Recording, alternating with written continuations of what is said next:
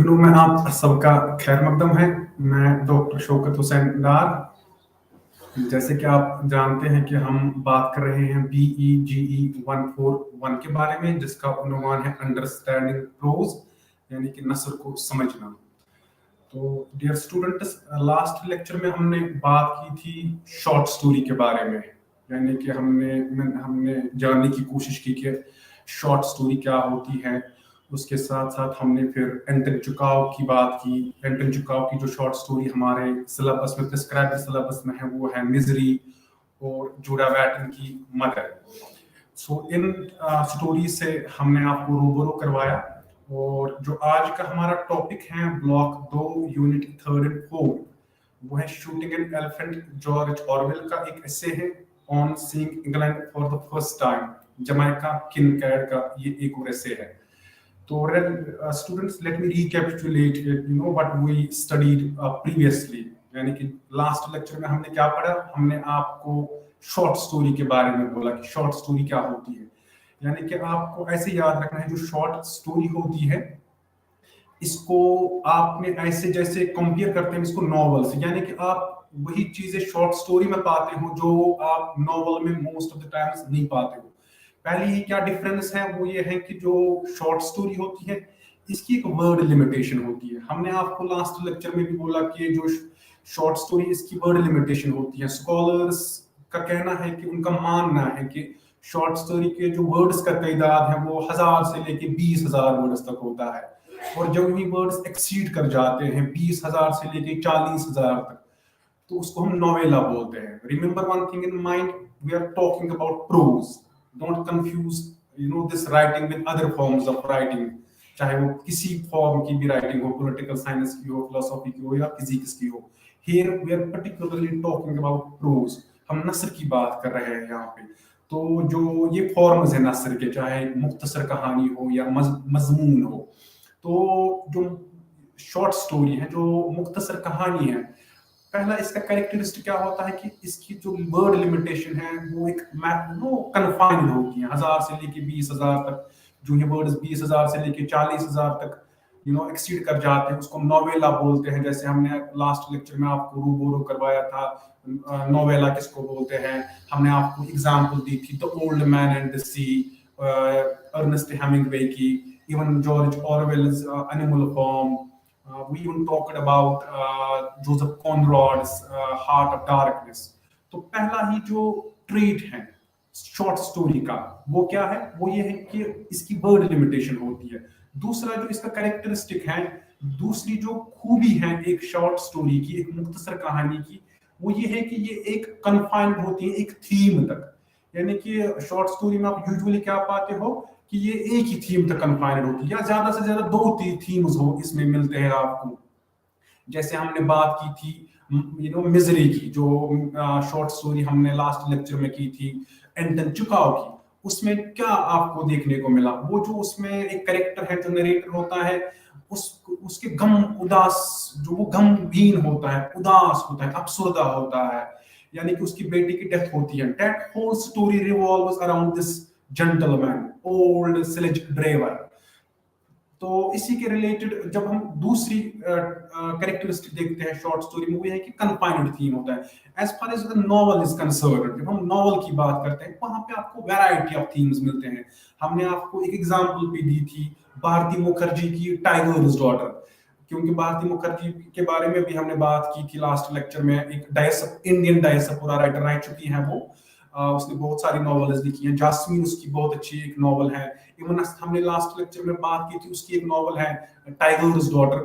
यानी कि उस जब आप टाइगर्स डॉटर पढ़ते हो या जास्मीन पढ़ते हो, तो वहां पे आपको वैरायटी ऑफ थीम्स मिलते हैं। जैसे मैंने आपको लास्ट लेक्चर में भी बोला था कि जो टाइगर्स डॉटर है उसमें आपको एक थीम मिलता है नॉस्टैल्जिया, यानी कि फीलिंग ऑफ होम सिकनेस, एक थीम मिलता है। दूसरी जो थीम उसमें आप मिलता है आपको, वो ये है कि आप वहां पे रेशियल डिस्क्रिमिनेशन का भी थीम आपको मिलता है। वहां पे आपको conflict between tradition and modernity का भी मिलता है। वहां पे इवन आपको conflict between western culture and Indian culture भी देखने को मिलता है। तो नॉवल में आपको बहुत सारे थीम्स मिलते हैं। जहां तक शॉर्ट स्टोरी का ताल्लुक है, शॉर्ट स्टोरी में आपको एक दो यानी कि महदूद थीम्स आपको मिलते हैं। ये दूसरी कैरेक्टरिस्टिक है शॉर्ट स्टोरी की। और तीसरी शॉर्ट स्टोरी की जो तीसरी कैरेक्टरिस्टिक है, ट्रेट है, डिस्टिंक्ट एलिमेंट है, वो ये है कि ये कन्फाइंड होती है एक सेटिंग तक, एक लोकेशन तक।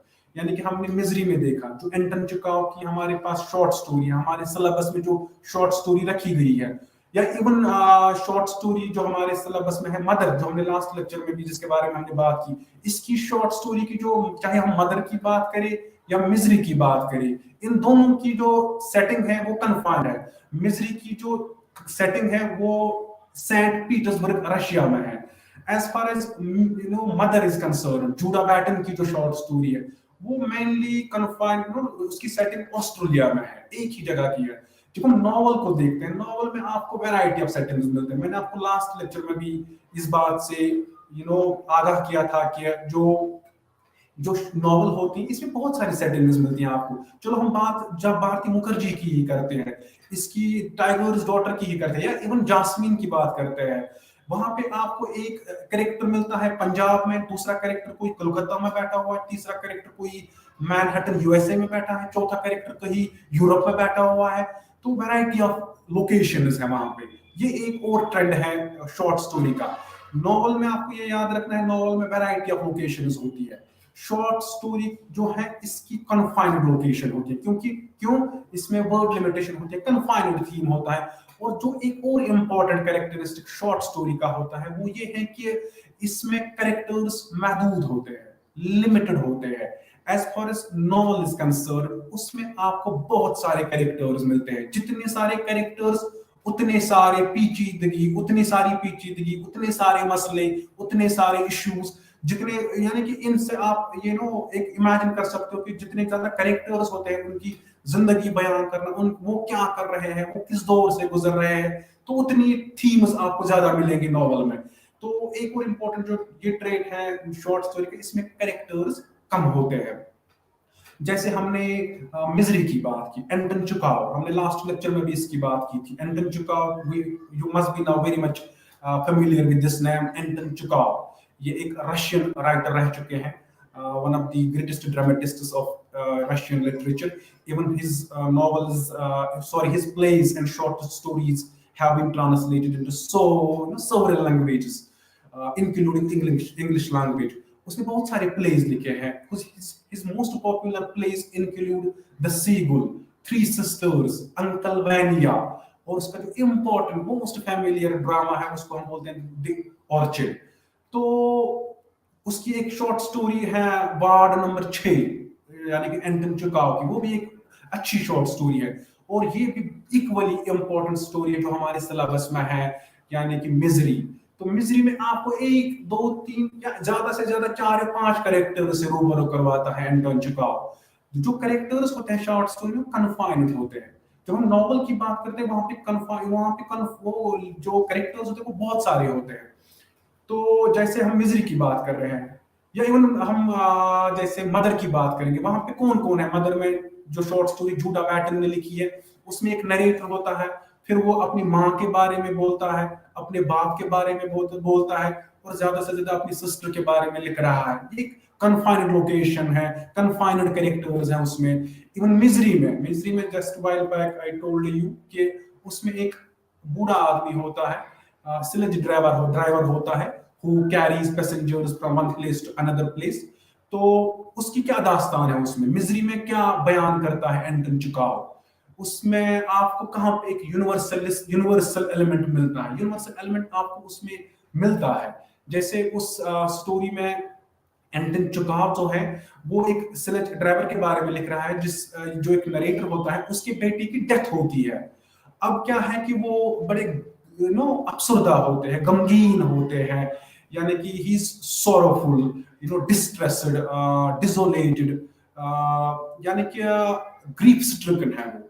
तो परेशानी के आलम में, उदासी के आलम में, क्योंकि उसकी बेटी की डेथ हो चुकी है कुछ 1 हफ्ता पहले। अब क्या है कि ये चाहता है कि मेरे साथ लोग आए, बात करें, मैं उनके साथ बात करूं, मैं उनको अपने दास्तान सुनाऊं, मैं उनको ये बोलूं कि मेरे बेटी की हालत, मेरी बेटी की जो डेथ हुई है ये कैसे हुई है, how my son died, I mean what were the things which led to his death, या मैं उसके बाद जब उसकी डेथ हुई है फिर हॉस्पिटल उसको लिया जा रहा है, लेकिन प्रॉब्लम ये है कि वहां पे उसको कोई सुनने वाला नहीं मिलता है।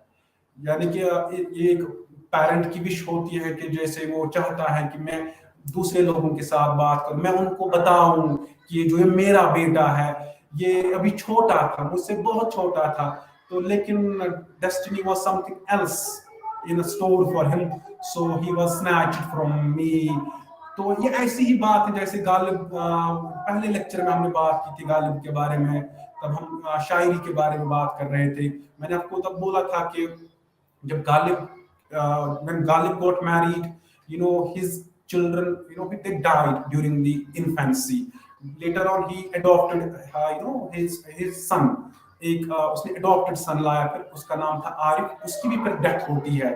गालिब भी बहुत गमजदा होते हैं, गमगीन होते हैं, परेशानी के आलम में होते हैं, तो फिर उसने वो एक गजल लिखी है।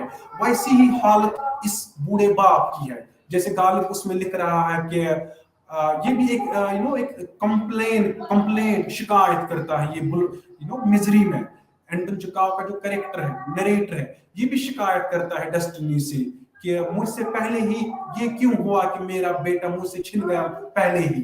जैसे गालिब उस गजल में लिखते हैं कि हाँ ऐ फलक पीर, जमा था अभी आरिफ, तेरा क्या बिगड़ता जो न मरता वो कोई दिन और।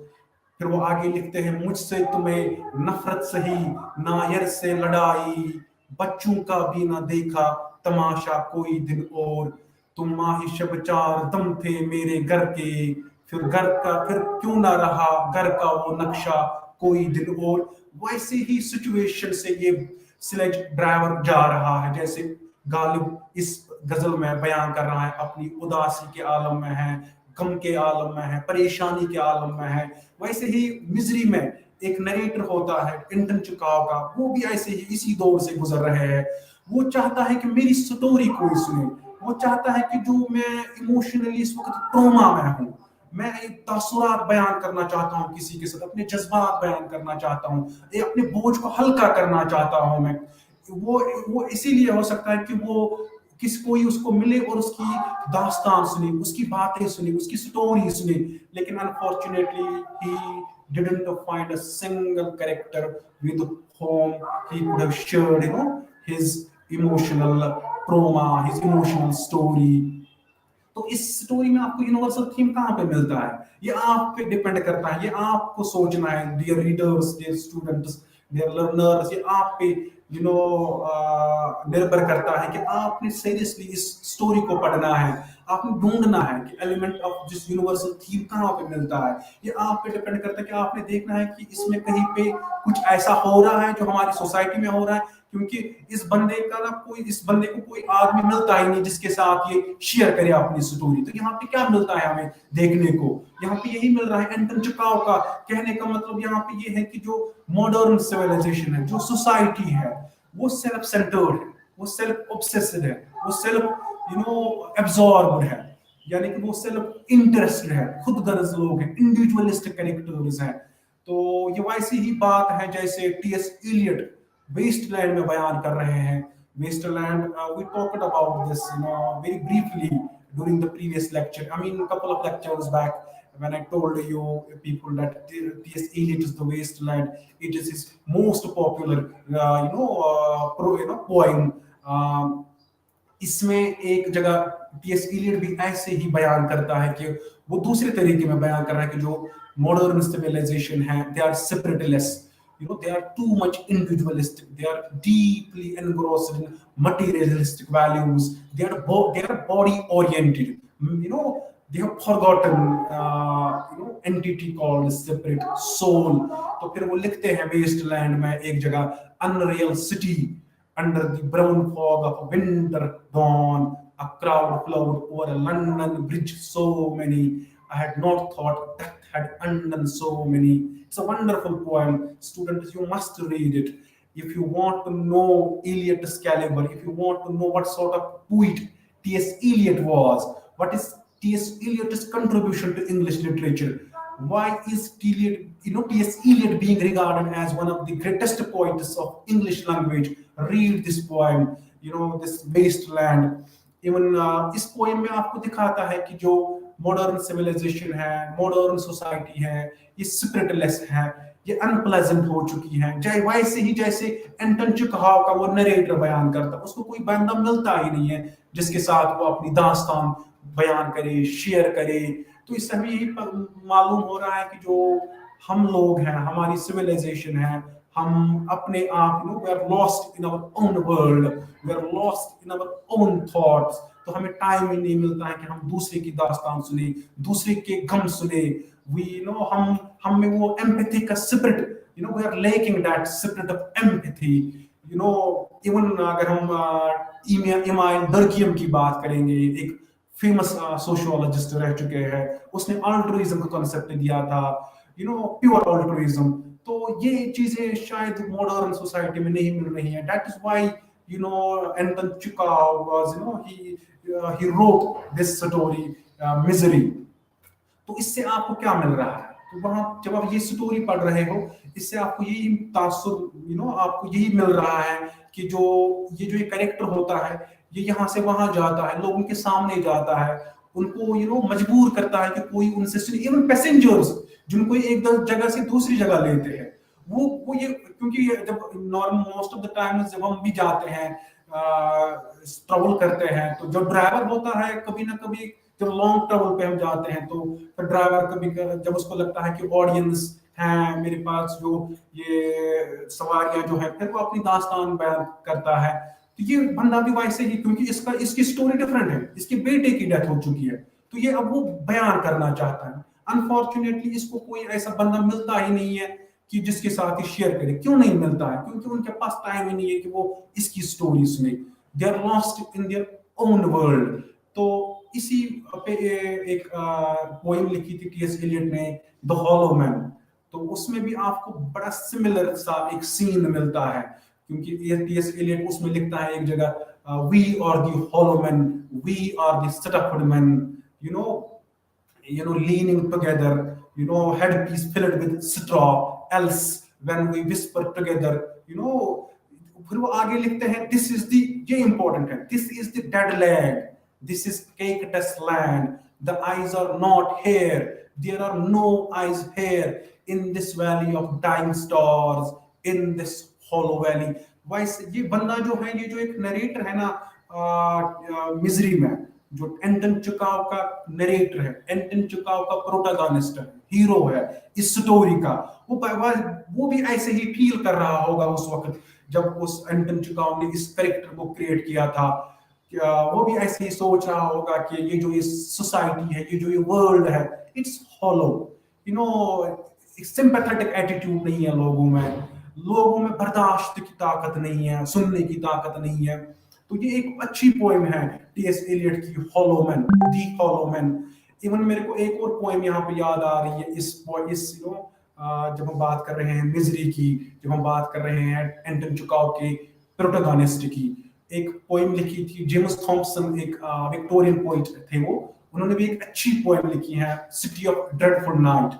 उसमें भी वो वैसे ही actually James Thompson wrote that poem in a different context, theme लेकिन यही है वहां पे आपको ना, इसी कॉन्टेक्स्ट थोड़ा सा आपको डिफरेंट है, लेकिन थीम आपको यही मिल रहा है। वो वहां पे लिख रहा है कि जो विक्टोरियन सोसाइटी है, it's godless, they are living in chaos, they are becoming irreligious with every passing day, they are becoming morally now bankrupt, they have spiritually they are now it's a spiritually barren civilization, ये जो है ये ethically bankrupt civilisation है। तो फिर वो उस poem में एक जगह लिखते हैं कि जैसे वो, the moon and stars may shine with scorn और pity, the sun has never visited that city, यानी कि क्यों, for here faith died, here hope died, here love died, where faith hope and love are dead can life still live. तो इसमें इस poem में भी आप एक विक्टोरियन सोसाइटी की एक जो स्पिरिचुअली डिग्रेडेड होती जा रही है, जो इंडिविजुअलिस्टिक होती जा रही है, अपने ही वर्ल्ड में खोती जा रही है दिन ब दिन, यानी कि उनमें वो स्पिरिट ऑफ ब्रदरहुड का कॉन्सेप्ट नहीं है, वो अपने आप में मगन होते हैं। वैसे ही जैसे एंटन चेखव का जो कैरेक्टर है जो नरेटर है ये भी चाहता है कि मेरी बात सुने, लेकिन उसको खाली इंडिविजुअलिस्ट कैरेक्टर्स मिलते हैं। लोग खाली अपने आप के साथ हैं, वो अपने काम के साथ काम रखते हैं, उन्हें परवाह नहीं है कि हमारी सोसाइटी में क्या हो रहा है, हमारे इर्द गिर्द क्या हो रहा है, हमारे रिश्तेदारों के साथ क्या हो रहा है। तो ये चीजें आप the city of dreadful night में भी पाते हो, ये चीजें आप वही इसी स्टोरी में भी पाते हो, एंड देन चिकागो की स्टोरी में, जिसको बोलते हैं मिजरी। तो उसके बाद हमने एक और स्टोरी की थी मदर जूडा बैटन के। तो जो ही हम स्टूडेंट्स उस लेक्चर के बाद जो ही हम फिर हमारे सामने जो टॉपिक नजर आता है वो है शॉर्ट स्टोरी का। शॉर्ट स्टोरी में हमें पढ़ना है जॉर्ज ऑरवेल और जमैका किनकार्ड, यानी कि एसेज है ये। शॉर्ट स्टोरी के बाद हमें एसेज, ये यूनिट थी 3rd and 4th है। तो जो ही हम पहले हम बात करेंगे थोड़े से ना एसे के बारे में, मजमून क्या होता है। शॉर्ट स्टोरी के बारे में हमने बात की है। अब I am very much hopeful now कि अब आपको समझ आया होगा कि पहले तो हमने बात की थी पहले लेक्चर में प्रोज क्या है, डिफरेंस क्या है बिटवीन प्रोज एंड पोइट्री। उसके बाद हमने डिनोटेशन की बात की, हमने आपको समझाया कि कनोटेशन क्या होता है, हमने आपको अदब के बारे में बोला, अदब और माशरे में क्या ताल्लुक है, how literature represents different aspects of human life, उसके बारे में भी हमने बात की। फिर हमने बात की शॉर्ट स्टोरी क्या होती है, फिर हमने आपको समझाया कि शॉर्ट स्टोरी और नॉवेल में क्या फर्क है। तो जो ही हम फिर रुक करते हैं ऐसे की तरफ, जिसको हम मजमून बोलते हैं। तो जब हम मजमून की बात करते हैं, आपको ये याद रखना है एक मजमून आमतौर पर तहरीर का एक टुकड़ा है जो मुस्निफ की अपनी दलील देता है। तो students you will remember one thing vis-a-vis ऐसे, vis-a-vis मजमून, वो ये है कि जो मजमून होता है ये एक जो लिखने वाला होता है, एसेइस्ट जिसको हम बोलते हैं, ये अपनी दलील इसमें देता है। यानी कि पहली बात आप ऐसे के बारे में याद रखोगे, it is a piece of writing that is around a specific और पर्टिकुलर सब्जेक्ट और टॉपिक। यानी कि जो ऐसे होता है, एक जो एसेइस्ट होता है, जो लिखने वाला होता है, मजमून निगार होता है, जो ही वो लिखना स्टार्ट करता है, ये एक पर्टिकुलर थीम पे लिखता है, इसके एक पर्टिकुलर टॉपिक पे लिखता है। One more important thing you will remember regarding this essay, that is the piece of writing not only provides you information but also depicts the or displays the thoughts and opinion of an author। जैसे मैंने आपको यहाँ पे बयान किया कि एक मजमून आमतौर पर तहरीर का एक टुकड़ा है, जो मुझसे में आप मोस्ट ऑफ द टाइम्स एक एसेइस्ट की खुद की दलील पाते हो, उसके अपने थॉट्स पाते हो, उसका सोच विचार पाते हो। एसेइस्ट क्या डिफरेंट इश्यूज के बारे में सोचता है, वो इस ऐसे में लिखता है।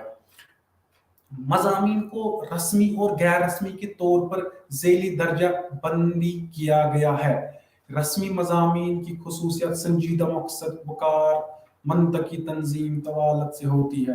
यानी कि आपको ये याद रखना है, जो ऐसे होते हैं, जो मजमून होते हैं, ये दो कैटेगरीज में होते हैं। एक को बोलते हैं हम इनफॉर्मल ऐसे, दूसरे को बोलते हैं हम फॉर्मल ऐसे। जो फॉर्मल ऐसे होता है ये बड़ा थॉटफुल होता है, इसकी यानी कि थीम जो होते हैं वो सीरियस होते हैं, सीरियस होते हैं, यानी कि सीरियसनेस होती है। बड़े जो थीम्स होते हैं वो होते हैं बड़े मैग्नीट्यूड उसमें होती हैं वो थीम्स जो होती है ऐसे में। तो जब हम इनफॉर्मल एसेज की बात करते हैं, जिनको हम गैर रस्मी मजमून बोलते हैं, वहां पे जो एक एसेइस्ट होता है, वहां पे वो पर्सनल जिंदगी बयान करता है, वो पर्सनल ओपिनियंस आपको देता है, वो उसकी क्या राय है डिफरेंट इश्यूज के बारे में, मुख्तलिफ चीजों के बारे में, वो पर्सनल ऐसे में लिखता है। वो गैर रस्मी मजमून में वो जो उसके तासुरात है वो वहां पे वो बयान करता है। तो students the first thing you will remember regarding essay is वो ये है कि it is a piece of writing that is set around a specific topic। एक स्पेसिफिक टॉपिक के रिलेटेड ये होता है ऐसे।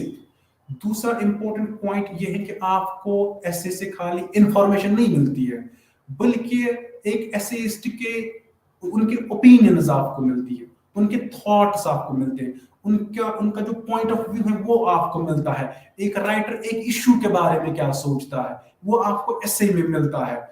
और ऐसे का एक और मकसद है, यानी कि मजमून लिखने का क्या मकसद है? मजमून लिखने का एक और मकसद ये है कि ये आपको एंटरटेन करवा सकता है, या आपको इस एंटरटेनमेंट के साथ most of the times it provides information, it educates you, उसके साथ साथ ये आपको परसुएड भी करता है, यानी कि आपको मनाता भी है, या आपको डिफरेंट इश्यूज के बारे में एक एसेइस्ट बोलता है कि ये चीजें हो रही है, ये चीजें ठीक नहीं है, यानी कि आपको परसुएड कर रहा है, आपको मनाने की कोशिश कर रहा है, आपके जो थॉट प्रोसेस है उस पर असर डालना चाहता है।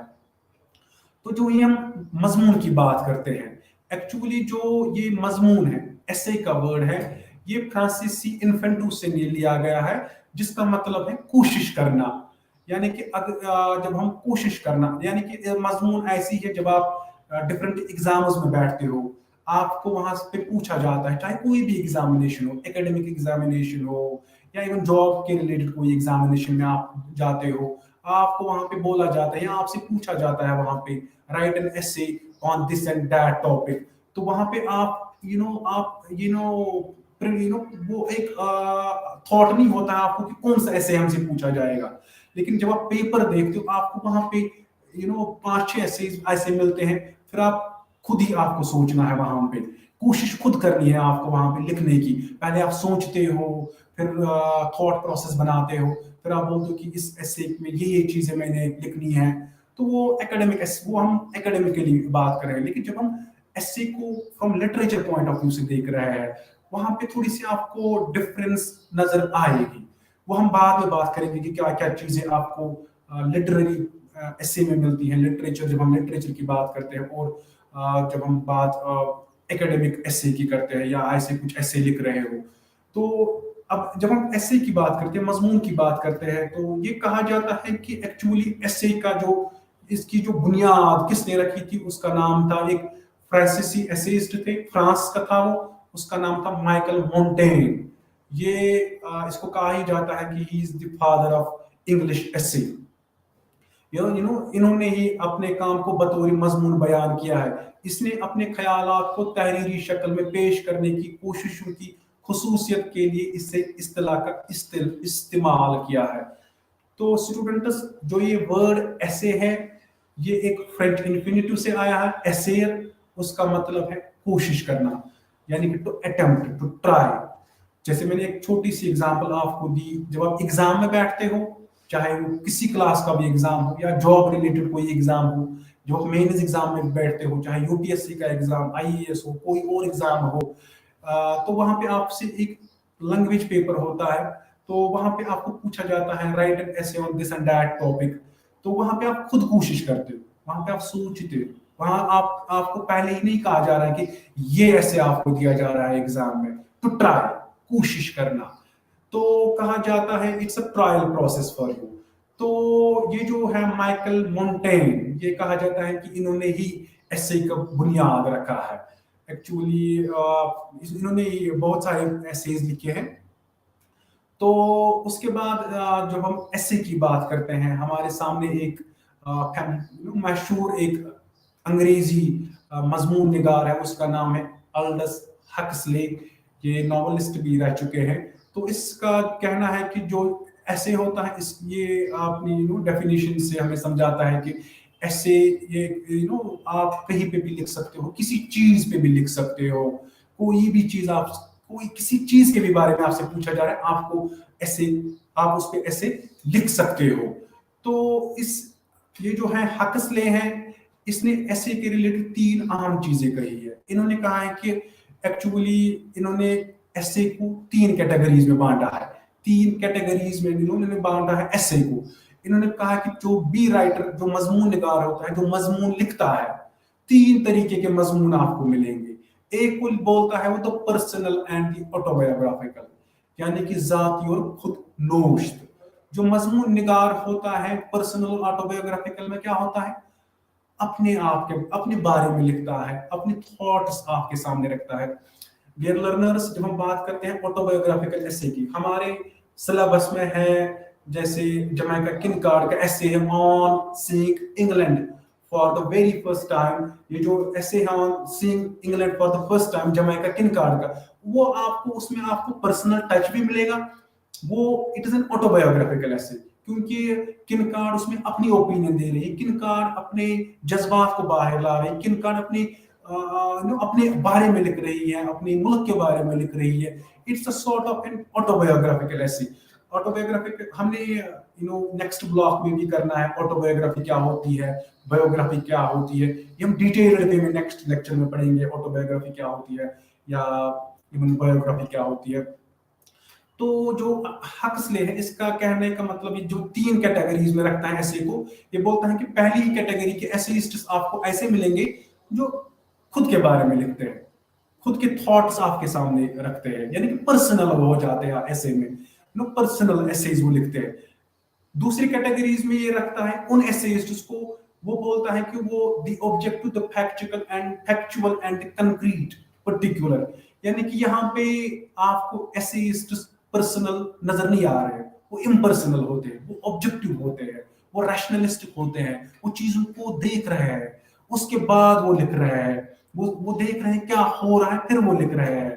तो the essayists that write from this pole do not speak directly of themselves. जैसे मैं भी आपको बोल रहा हूँ, पर्सनल ऑटोबायोग्राफी में क्या होता है, वहां पे पर्सनल आपको टच मिलता है। लेकिन जो सेकंड कैटेगरी हक्सले रखता है एसेज में, उसमें आपको पर्सनल टच राइटर का नहीं मिलता है, वो ऑब्जेक्टिव होता है। He looks at things objectively, rationally, logically, उसमें वो इम्पर्सनल होता है। तो but turn their attention outward to some literary और साइंटिफिक और पॉलिटिकल थीम, यानी कि बहुत सारे थीम्स के बारे में लिख रहे हैं वो। जैसे पॉलिटिकल थीम, हमने जॉर्ज ऑरवेल का ऐसे भी पढ़ना है, शूटिंग एन एलिफेंट, दैट आपको वहां पे पॉलिटिकल थीम भी मिलेगा, आपको वहां पे ऑब्जेक्टिविटी भी मिलेगी। We would talk about this shooting an elephant a little while later, लेकिन आपको ये याद रखना है जो दूसरी कैटेगरी हक्सले का कहना है कि जो एसेइस्ट्स होते हैं, पहली कैटेगरी में वो किन एसेइस्ट्स को रखता है, जो अपने बारे में लिखते हैं, जो अपने जज्बात बाहर रखते हैं, the people who give vent to their own opinions, thoughts, views regarding so many things. तो लेकिन जो दूसरी कैटेगरी है वो ऑब्जेक्टिव होते हैं, वो संजीदा होते हैं, वो अपनी ओपिनियंस नहीं देते, वो वैसे ही चीजों को रख रहे हैं जैसे चीजें हो रही है, रैशनली वो आपके सामने स्टेटमेंट्स रखते हैं। ऑब्जेक्टिवली हम शूटिंग एन एलिफेंट की बात करेंगे, आपको वहां पे नजर आएगा कि whether we should categorize shooting an elephant in this category or not, because यहाँ पे ऑब्जेक्टिविटी का हक से बोल रहा है, इम्पर्सनलिटी का बोल रहा है, यानी कि यहाँ पे पर्सनल टच नहीं देता है एक राइटर। अच्छा, जो हम फिर तीसरी कैटेगरी की बात करते हैं हक्सले की, जो हक्सले का मानना है कि जो तीसरी कैटेगरी में जो एसेइस्ट्स आते हैं, we find those essayists who do their work in the world of high abstractions, यानी कि ये बहुत सारे हायर इमेजिनेटिव कॉन्सेप्ट्स ये आपको ला रहे हैं, who are never personal and who seldom mention the particular facts of experience, यानी कि मेटाफिजिकल इश्यूज के बारे में ये लिखते हैं। तो स्टूडेंट्स, ये थोड़ी सी इंफॉर्मेशन थी आपको मजमून के बारे में।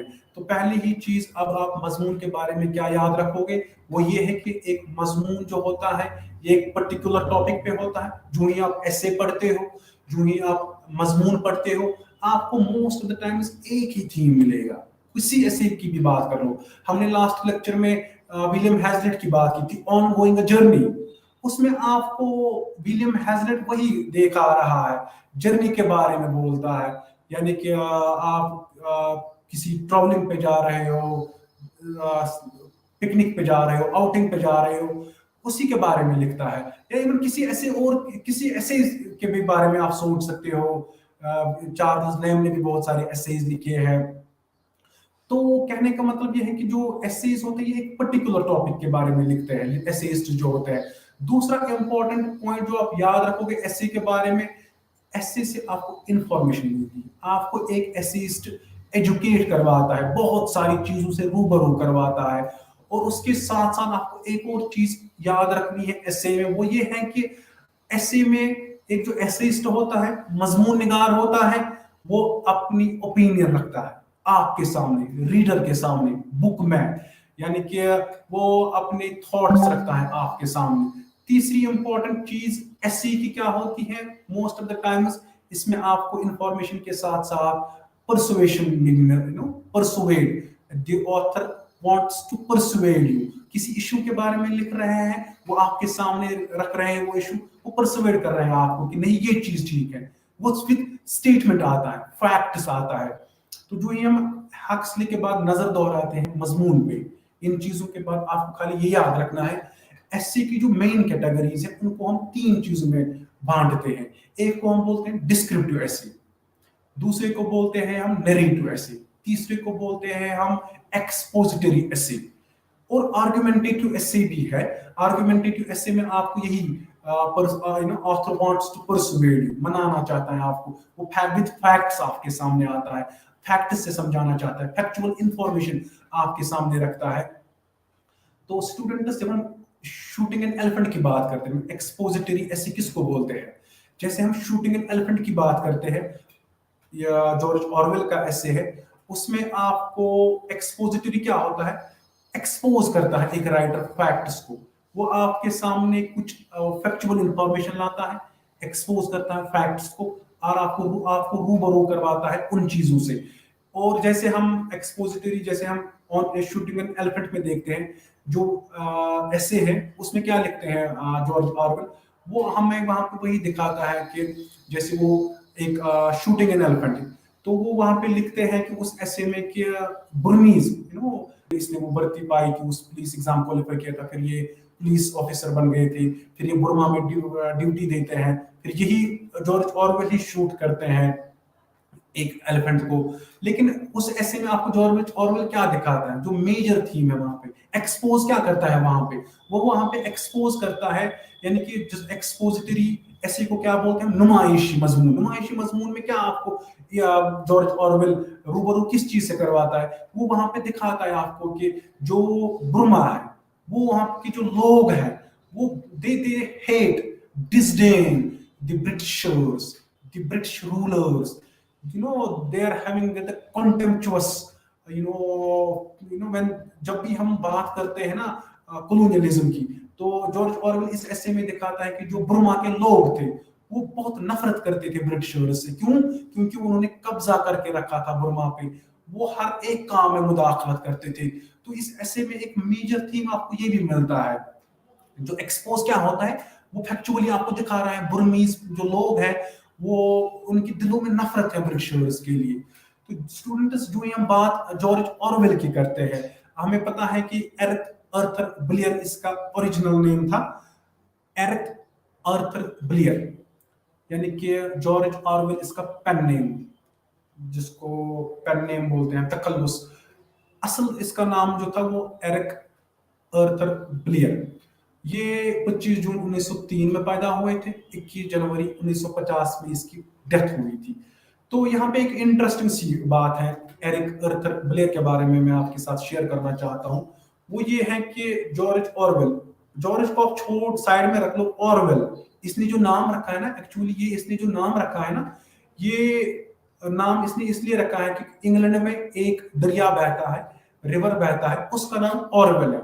ये वो बहुत मुतासिर थे इस नाम से, इस दरिया से जो इसका नाम है ऑरवेल, तो इसने वहां से ही चूज नाम किया है ऑरवेल। इसका असल नाम था एरिक आर्थर ब्लेयर। अच्छा, when we talk about George Orwell, एक बहुत अच्छे नॉवेलिस्ट रह चुके हैं इंग्लिश लैंग्वेज के, मजमून निगार भी थे, ये जर्नलिस्ट भी रह चुके थे। तो इनके काम की नुमाया जो हम बात कर रहे हैं, इन्होंने एसेज भी लिखे हैं, इन्होंने नॉवेल्स भी लिखी है, इन्होंने नोवेला भी लिखी है, इन्होंने जर्नलिज्म में भी काम किया है, एज ए जर्नलिस्ट ये काम कर चुके हैं। इन्होंने क्रिटिक का भी काम किया है, जिसको हम समाजी तनकीद भी ये किया करता था, सोशल क्रिटिक जिसको हम बोलते हैं। तो ऑरवेल ने अदबी तनकीद, शायरी, अफसाना और पोलेमिकल जर्नलिज्म तैयार किया। वो जो इसकी जो इम्पोर्टेंट दो वर्कस है, एक को हम बोलते हैं एनिमल फॉर्म, ये नोवेला है, नोवेला के बारे में आपको मैं पहले ही बता चुका हूं कि नोवेला किसको बोलते हैं। और इसकी एक और इम्पोर्टेंट वर्क है 1984, दिस इज द वर्क, ये एक वर्क है, ये एक नॉवल जो है ना, इसने जॉर्ज ऑरवेल का नाम, this is the work which made Orwell's name immortal in the realms of English literature. क्योंकि ये नॉवल है ना 1984, dear learners, just concentrate on the title, 1984, 1984। लेकिन जॉर्ज ऑरवेल ये नॉवल लिखता है 1949 में।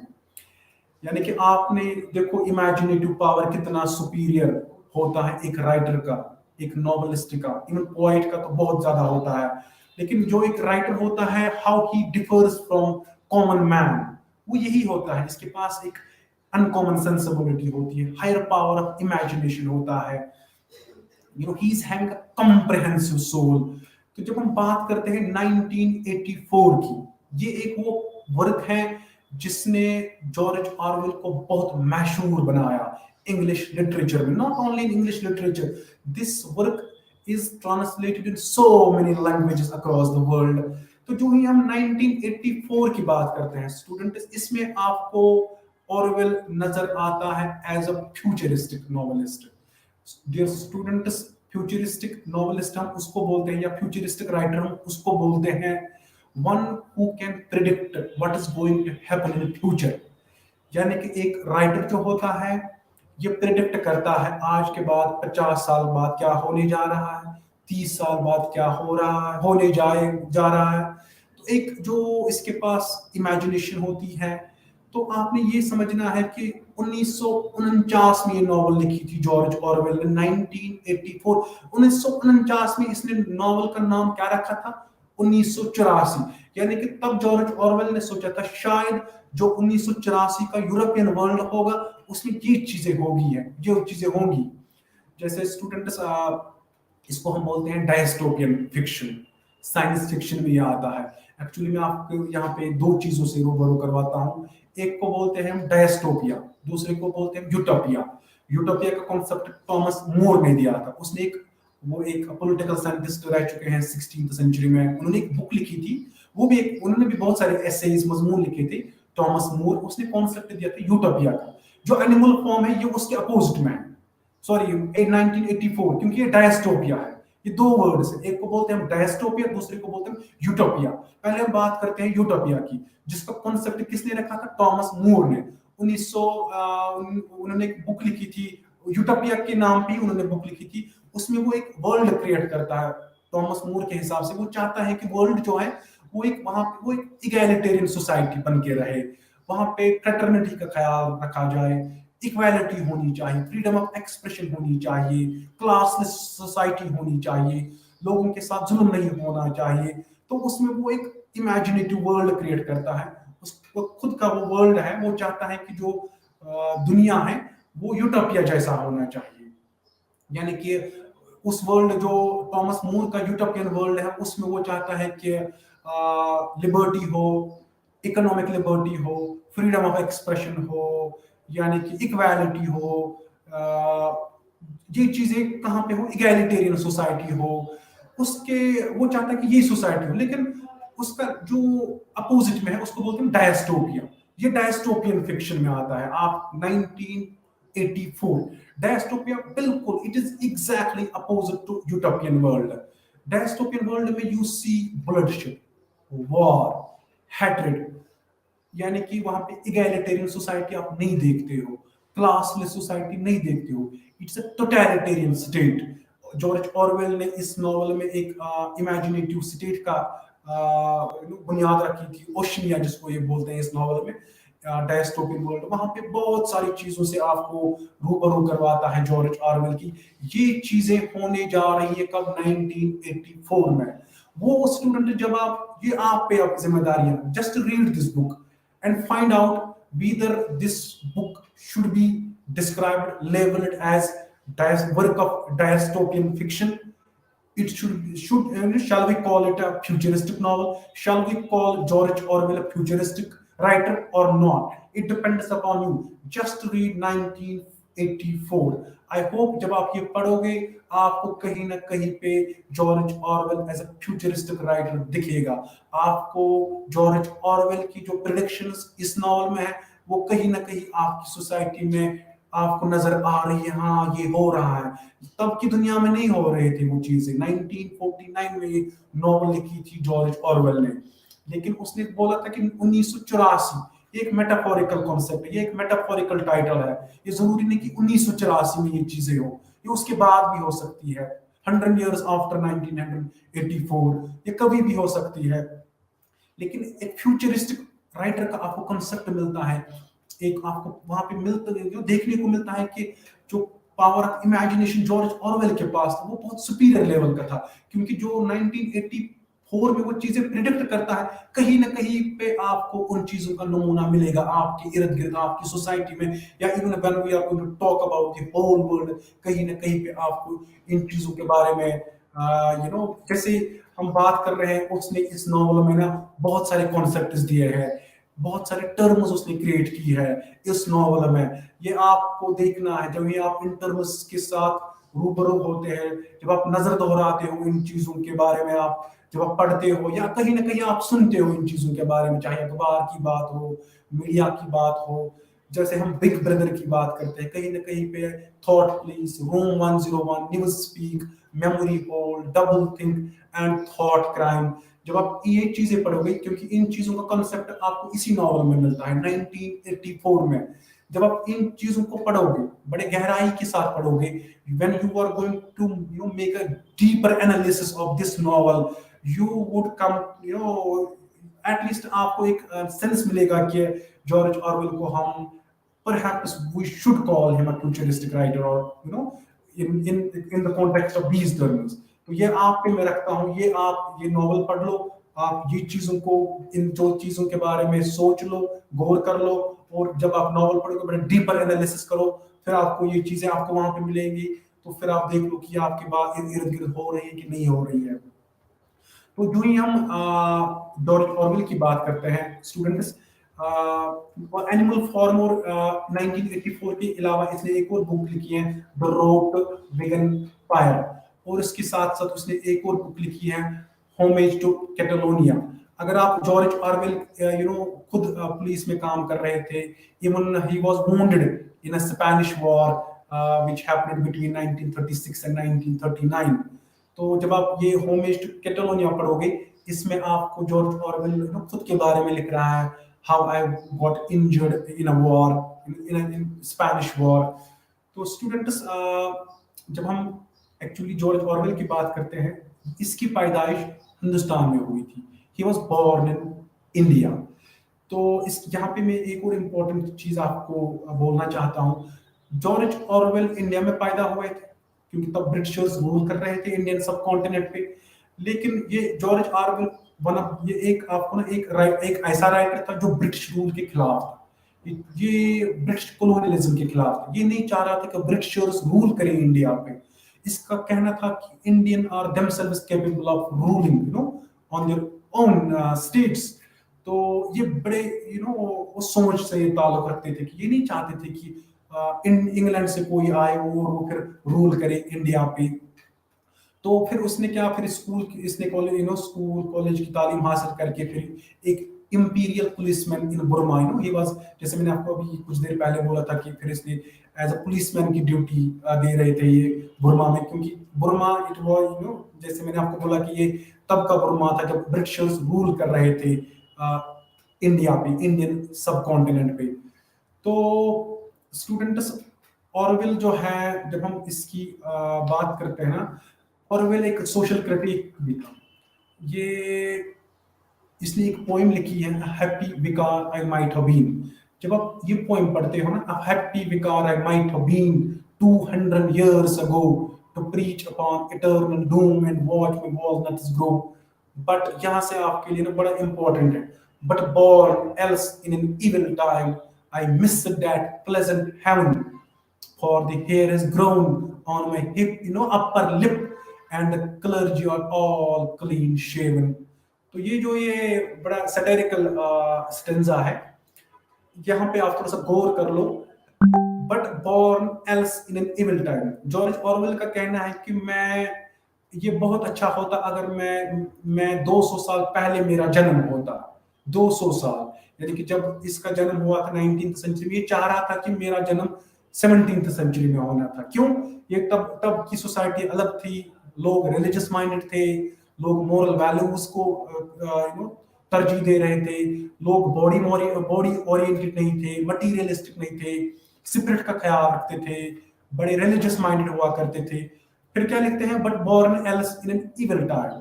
अब ये बोलता है कि मैं बड़े बुरे जमाने में पैदा हुआ हूँ, मेरी पैदाइश जो एज है, जो वक्त है, मैं बुरे वक्त में पैदा हुआ हूँ। I miss that pleasant haven. Here he is talking about age, 200 years ago. I should have been born 200 years ago. That is why he is saying, I miss that pleasant heaven. यानी कि मैं वो दुनिया miss कर चुका हूँ, मैं miss कर रहा हूँ उस दुनिया को। क्यों? For the hair has grown on my upper lip.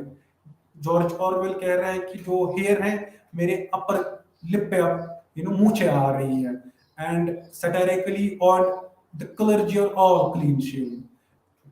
ऑर्नोल्ड का कहना है कि जो क्लर्जी है, जो प्रीस्ट्स हैं, शायद तवक्का वो कर रहे थे कि जो ये प्रीस्ट्स हैं इनके आसपास, फेस के आसपास दाढ़ी होनी चाहिए, क्योंकि उसी से वो रिलीजियस माइंडेड दिखेंगे, उन्हीं से वो सिंबल होगी कि वो प्रीस्ट्स हैं, पादरी हैं, चर्च में जा रहे हैं। लेकिन अनफॉर्चुनेटली अब मेरे पे मूछें आ रही है, मेरे को मूछें आ रही है, लेकिन अनफॉर्चुनेटली जो ये क्लर्जी हैं, जो ये प्रीस्ट्स हैं, they are all clean shaven. यानी कि यहाँ पे इसका कहने का मतलब ये है कि यहाँ पे वो सैटाराइज कर रहा है क्लर्जी वालों को, जो रिलीजियस माइंडेड लोग थे। ये कह रहे हैं कि वो अब उन चीजों को तरजीह नहीं दे रहे, वो भी अब इसी बॉडी ओरिएंटेड होते जा रहे हैं। तो स्टूडेंट्स, जॉर्ज ऑरवेल की जब हम बात करते हैं, ये बड़े अच्छे राइटर रह चुके हैं। Read George Orwell as much as you can. Read his novel 1984. It's a wonderful piece of literature. You would come to know, how a marvelous novelist George Orwell was. He was having a supreme power of imagination. He was having a comprehensive soul. तो उसके बाद जब उन्होंने बहुत सारे मजमून लिखे, बहुत सारे मजमून लिखे हैं। उन मजमून में से एक इम्पोर्टेंट उसका मजमून है जो उन्होंने 1946 में लिखा था, वाई आई राइट, मैं क्यों लिखता हूं। जब आप इस ऐसे को पढ़ते हो ना, जॉर्ज ऑरवेल की इस ऐसे को, you just read this essay, you would come to know why writers write, why people choose the profession of writing, why people want to become writers. जब हम राइटर्स की बात करते हैं, सीरियस राइटर्स की बात करते हैं, हम writers like Shakespeare, Milton, Wordsworth, Keats, Shelley, T S. Eliot, Yeats, Iqbal, Kamala Das, Tagore, तो बड़े बड़े राइटर, जो ग्रेट राइटर्स रह चुके हैं। जॉर्ज ऑरवेल इस ऐसे में आपको रूबरू करवाता है उन चीजों से कि एक राइटर लिखने पे मजबूर क्यों होता है, कौन सी चीजें एक राइटर को मजबूर करती हैं लिखने पे। चाहे वो नॉवेलिस्ट हो, चाहे वो एसेइस्ट हो, चाहे वो ड्रामेटिस्ट हो, चाहे वो शॉर्ट स्टोरी राइटर हो, या कुछ भी लिख रहा हो। तो जो ही हम ऑरवेल के इस ऐसे पे नजर दोहराते हैं, इसमें और जॉर्ज ऑरवेल एक इंपॉर्टेंट चीज वो बोलता है कि जो पहला ही वो चार चीजें बोलता है कि जो एक राइटर होता है, ये चार कैटेगरीज में राइटर्स को रखता है George. Although this is a personal essay, this is an autobiographical essay, क्योंकि हक्सले बोलता है जो भी मजमून लिखता है उसका एक मोटिव ये होता है कि वो वहां पे पर्सनल बैकग्राउंड आपको देता है, पर्सनल लाइफ के बारे में लिखता है, पर्सनल टच देता है इश्यूज के बारे में। तो ये जो व्हाई आई राइट नाम से ही पता चलता है आपको, मैं क्यों लिखता हूं। यानी कि here it is an indication, George Orwell is giving you an indication that in this essay he is writing about his own self. He is writing, what prompted him to, become a writer. What are the reasons, which prompted him to choose this profession of writing. तो George Orwell, लेकिन larger picture आपको इसमें नजर आ रही है। क्या नजर आ रही है कि चाहे आप किसी राइटर को भी देख लो, ऑरवेल के इस ऐसे से आपको लग रहा है कि ये चार चीजें एक राइटर में होती हैं। कोई भी ग्रेट राइटर हो, शेक्सपियर की बात करें, मिल्टन की बात करें, कोई भी अच्छा राइटर हो, रूमी की बात आप कर लो, गालिब की बात कर लो, ये चार चीजें आप उन राइटर्स को इन चार कैटेगरीज में कैटेगरीज में ला सकते हो। जैसे जॉर्ज ऑरवेल का कहना है कि जो चार कैटेगरी, ये बोल रहा है कि 4 कैटेगरीज के राइटर्स होते हैं। राइटर्स ये बोल रहे हैं कि पहले जो पहला तबका राइटर्स का होता है, ये बोल रहे हैं, इस एसे में लिख रहा है जॉर्ज ऑरवेल, एक बंदा लिखता क्यों है? वो इसलिए लिख रहा है कि वो चाहता है कि ही rights for the sake of earning name and fame. कोई शोहरत के लिए लिखता है, कोई नाम कमाना चाहता है। Someone writes just he wants to be remembered after death. कोई इसलिए लिख रहा है कि वो चाहता है कि मेरे को लोग पढ़े मेरी डेथ के बाद, मैं फिर भी जिंदा रहूं, अपनी राइटिंग्स के थ्रू, यानी कि दुनिया में बहुत सारे राइटर्स हैं जो ग्रेट राइटर्स हैं, they never die, they are immortal, they live with us, they are ageless, they live with us eternally. Ghalib जैसे फरमाते हैं, मेहरबान हो के बुला लो मुझे चाहे जिस दम, मेहरबान हो के बुला लो मुझे चाहे जिस दम, मैं गया वक्त नहीं कि फिर अभी ना आ सकूं। तो this is Ghalib for you. आपको Ghalib, this shows Ghalib was conscious of his greatness as an artist. Even Shakespeare writes, as long as men can see or eyes can breathe, as long as men can breathe or eyes can see, so long lives this and this gives life to thee. तो जो great writers होते हैं ये हमेशा जिंदा रहते हैं। तो जॉर्ज ऑरवेल का कहना है कि कोई राइटर लिखता है इसलिए लिखता है कि वो चाहता है कि मेरा नाम रहना चाहिए मेरी डेथ के बाद। एक कैटेगरी के राइटर्स ऐसे होते हैं, वो खाली they just write, just want to earn name and fame. George Orwell का कहना है कि कोई एक और तबका है, they write for the sake of money, they just want to earn money. वो इस शीर एगोइज्म, सरासर अनापरस्ती में इन राइटर्स को रखता है।